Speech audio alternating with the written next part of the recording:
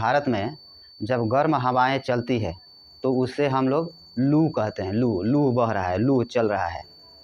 ठीक इसी प्रकार से विश्व में अलग अलग देशों में हवाओं के भी नाम अलग अलग होते हैं।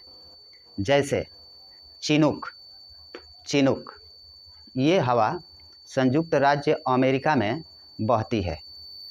ये पर्वतीय ढाल के सहारे बहने वाली गर्म और शुष्क हवा है।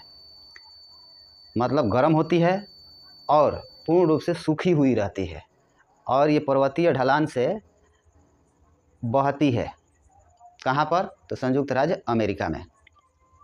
ठीक इसी प्रकार फान, ये आल्प्स पर्वत के उत्तरी ढाल से होकर बहने वाली हवा का नाम है फान, और यह यूरोप में बहती है। स्पेशली एक देश है स्विट्ज़रलैंड, तो स्विट्ज़रलैंड में ये ज़्यादा चलती है, यानी कि इसका प्रभाव स्विट्ज़रलैंड में ज़्यादा दिखाई देता है।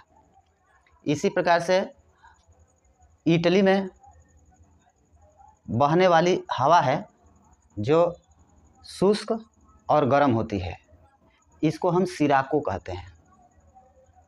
तो सिराको नाम से जानी जाती है ये हवा इटली में। ये सहारा मरुस्थल से भूमध्य सागर की तरफ बहती है सिराको। इसके कुछ अन्य नाम भी है, कुछ अन्य नाम भी है जो अलग अलग देशों में अलग अलग नाम से जानी जाती है। जैसे मिस्र देश में, जिसको इंग्लिश में हम लोग इजिप्ट कहते हैं, तो मिस्र में इसे खमसीन के नाम से जाना जाता है। सिराको को खमसीन के नाम से जाना जाता है मिस्र में। लीबिया देश में इसी सिराको को गिबिली के नाम से जाना जाता है, गिबिली। ट्यूनीशिया देश में इसी हवा को बिली के नाम से जाना जाता है, और स्पेन देश में यह लेवेक के नाम से जानी जाती है। तो पूरे विश्व में स्थानीय स्तर पर हवाओं के नाम रखे गए हैं।